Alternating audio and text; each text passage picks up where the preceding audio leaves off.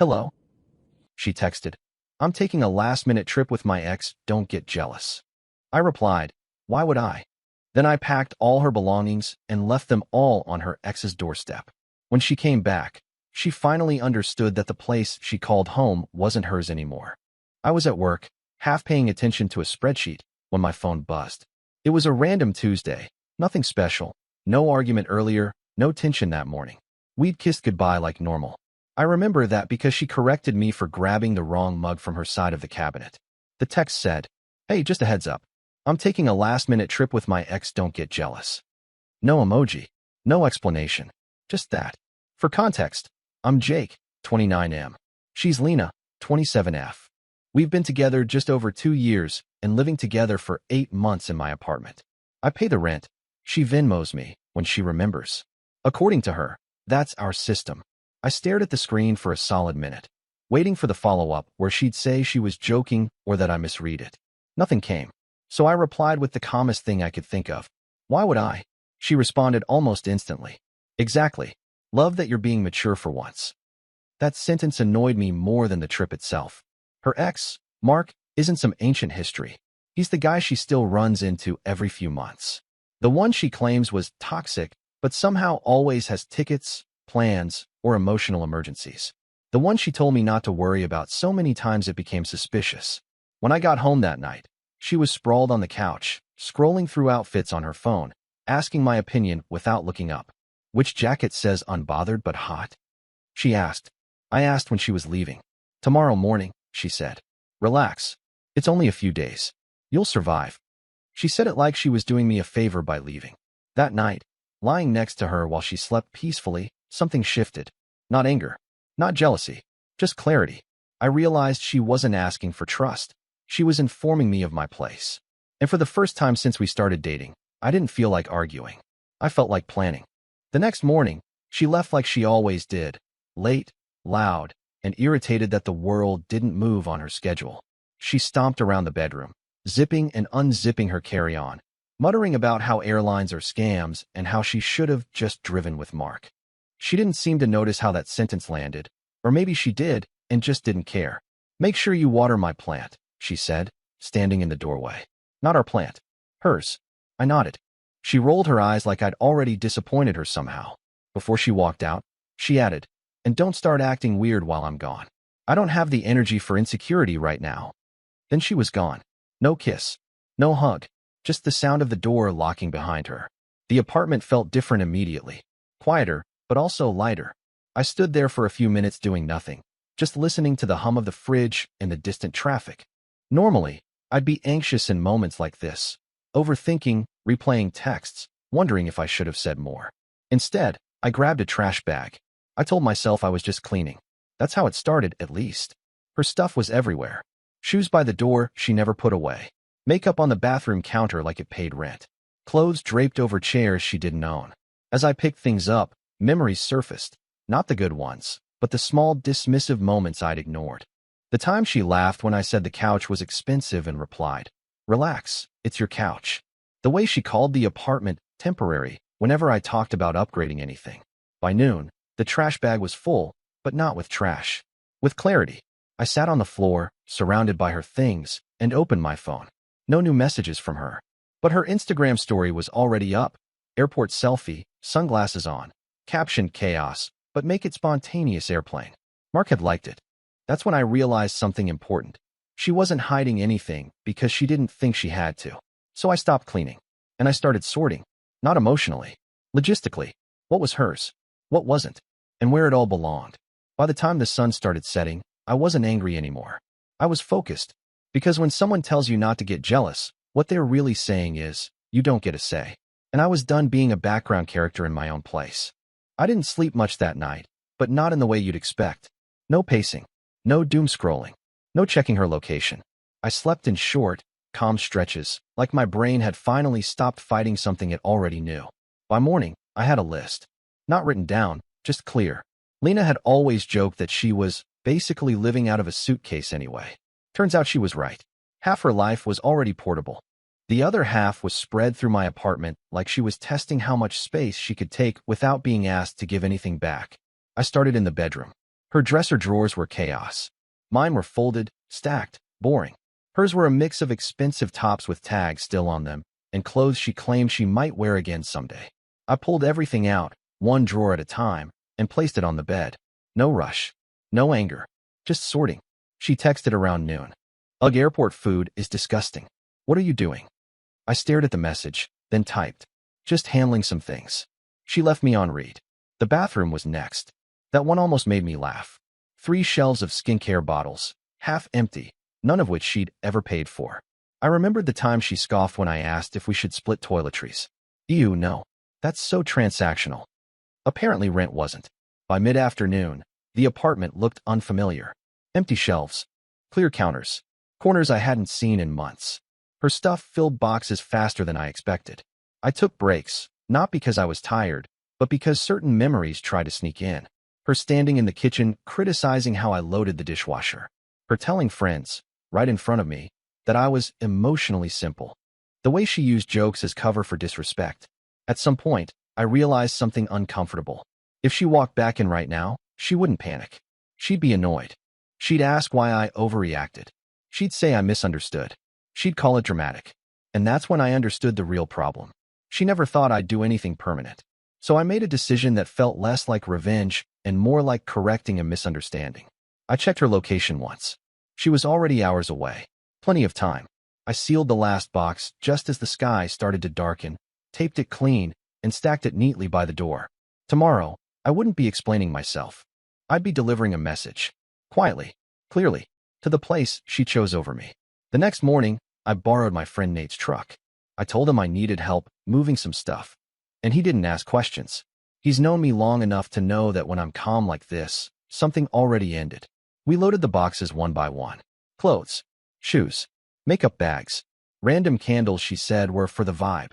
It was strange how impersonal it all felt. 8 months of cohabiting reduced to cardboard and tape. Is this everything? Nate asked. Everything that's hers, I said. Her furniture stayed. She never brought much. Just little things that made the place feel crowded without ever feeling shared. Before we left, I walked through the apartment one last time. It looked like mine again. Not lonely. Just quiet in a way that felt earned. Then I typed her ex's address into my phone. I'd only been there once. She made a point of calling it a coincidence when she drove past it. Claimed she barely remembered where he lived. Turns out I remembered just fine. When we pulled up, Nate raised an eyebrow. This is bold, he said. It's accurate, I replied. We stacked the boxes neatly on the porch. No mess. No damage. Just a clean line of her life, returned to sender. I taped a note on the top box. Nothing dramatic. Just 4 words. These belong with you. Then we left. I didn't text her. I didn't post anything. I didn't block her either. I went home, ordered takeout, and sat on the couch she used to complain was too firm.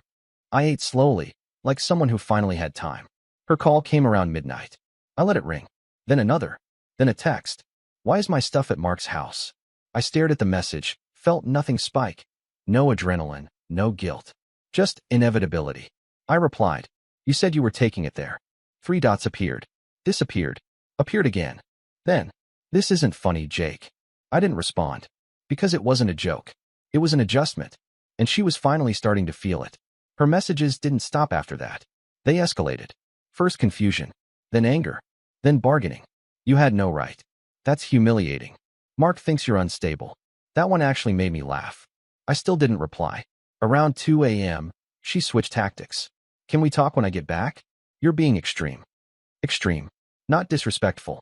Not hurtful. Just extreme. Like I'd ruined her weekend plans instead of responding to them. I went to bed. The next morning, I woke up to a voicemail. I didn't listen to it right away. I made coffee first. Sat at the kitchen table she always complained was too small for entertaining. I liked it just fine. When I finally pressed play, her voice sounded different. Still sharp, but strained. She said Mark was confused. She said he didn't sign up for this. She said it was awkward, explaining why her entire life was now on his porch. That's when it clicked. She hadn't brought her stuff there mentally. She'd brought me there emotionally. I was supposed to wait. Hold the place. Be the fallback. The storage unit with feelings. Instead, I'd return the role to its original owner. She texted again around noon. So what? You're just kicking me out. I stared at that one longer than the rest. Then I replied. You already left. No typing bubbles this time. Just silence. I spent the rest of the day reclaiming the apartment in small ways. Took down the art she'd mocked.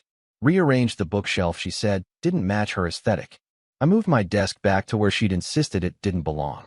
That night, I changed the Wi-Fi password. Not out of spite, out of closure. Her flight landed the next evening. I knew because she texted. I'm home. We need to talk. Open the door. I didn't move. Because the place she called home wasn't hers anymore. And for the first time since I met her, that wasn't a threat. It was just a fact. She didn't stop knocking for a while. I could hear it through the door, sharp, impatient, the same rhythm she used when she wanted something immediately.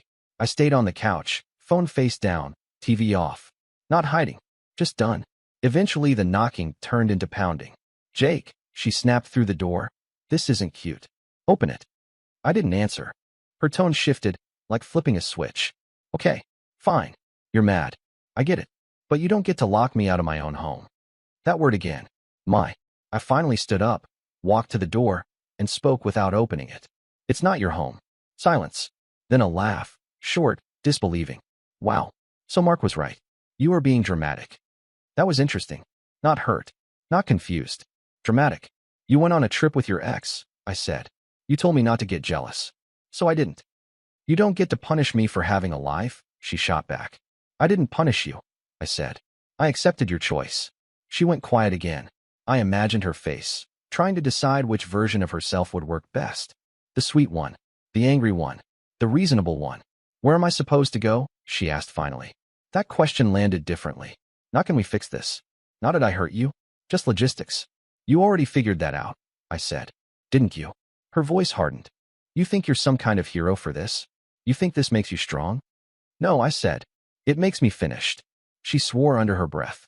I heard her phone buzz. Probably Mark, probably someone else. She always had a backup audience. You're really going to end things like this? She asked. I thought about all the ways we'd been ending for months. The dismissals, the jokes, the way she'd already practiced life without me. We ended when you told me not to get jealous, I said.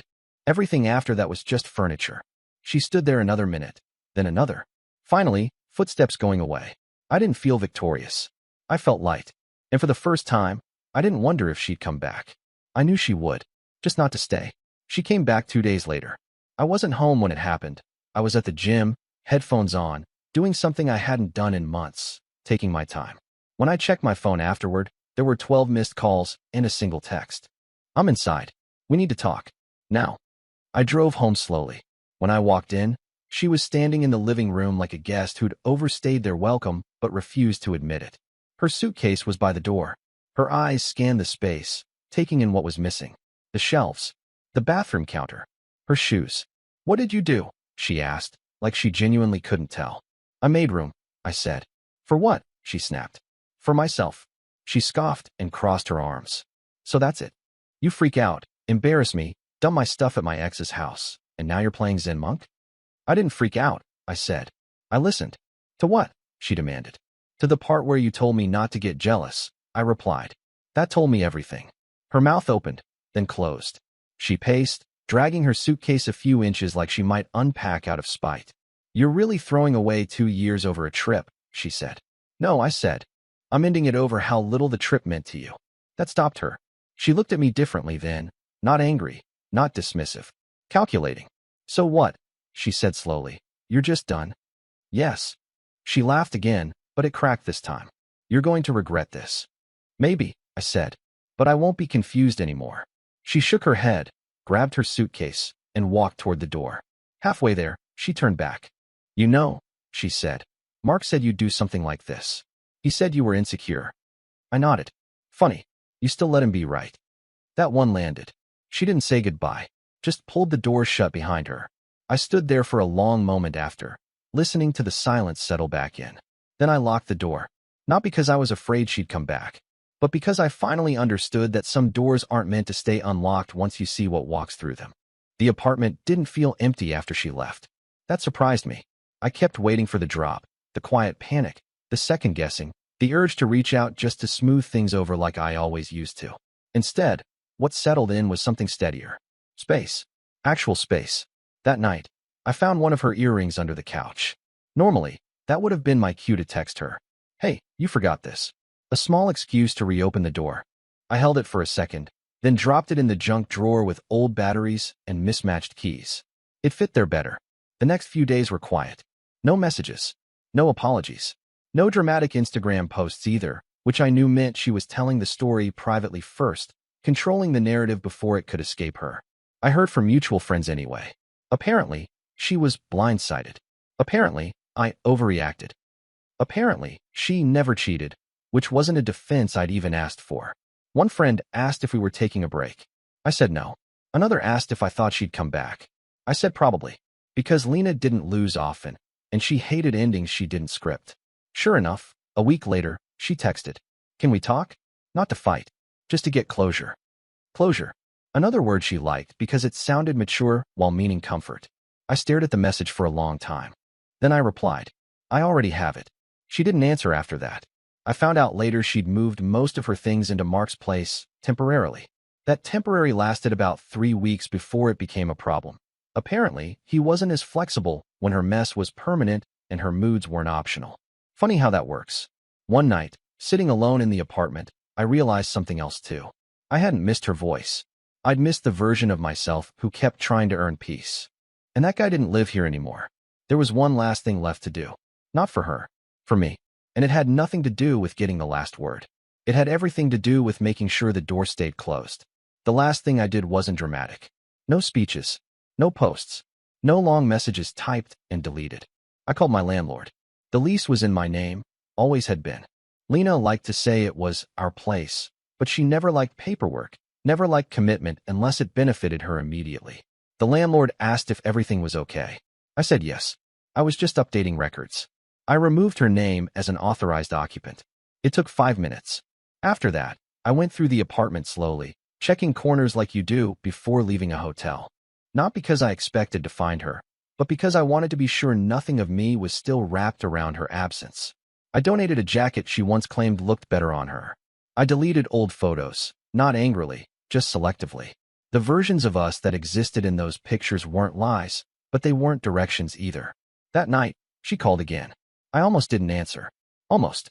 "What do you want, Jake?" she asked, skipping hello. "I wanted to let you know," I said calmly, "that you can't come back here, even to get things. If there's anything left, I'll mail it." There was a long pause. I could hear her breathing, sharper than usual. "So that's it," she said. "You're erasing me." "No," I replied. "I'm finishing something you started." Her voice cracked. Not enough to sound sorry, just enough to sound inconvenienced by consequences. "You really think you're better than me now?" she asked. I thought about that for a second. "I think I'm quieter," I said. "And I like that." She hung up without another word.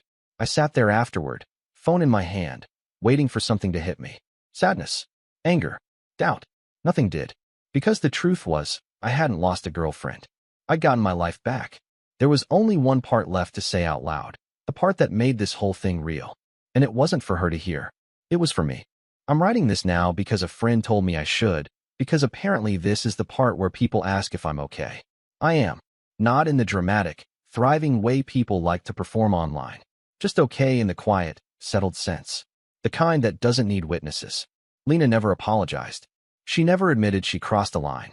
The last I heard, she told people I was intense and emotionally unpredictable. I don't bother correcting that. Anyone who really knows me knows how rare it is for me to stop trying. That was the real ending. Not the trip, not the boxes, not the locked door. It was the moment I realized I'd been negotiating for basic respect with someone who treated commitment like a convenience. A week ago, I came home, unlocked the door, and it hit me all at once. This place finally felt like home again. Not because she was gone, but because I wasn't shrinking anymore to make room for someone who never planned to stay. I changed the sheets. Bought a plan I actually like. Started cooking meals without commentary. No tension. No waiting for the next eye roll. I don't hate her. That surprised me too. I just don't miss her. So yeah, she took a last-minute trip with her ex and told me not to get jealous. I believed her. I didn't argue. I didn't beg. I didn't compete. I listened. And when she came back, she finally understood something she'd never considered before. The place she called home wasn't hers anymore. Because it never really was. Bye-bye.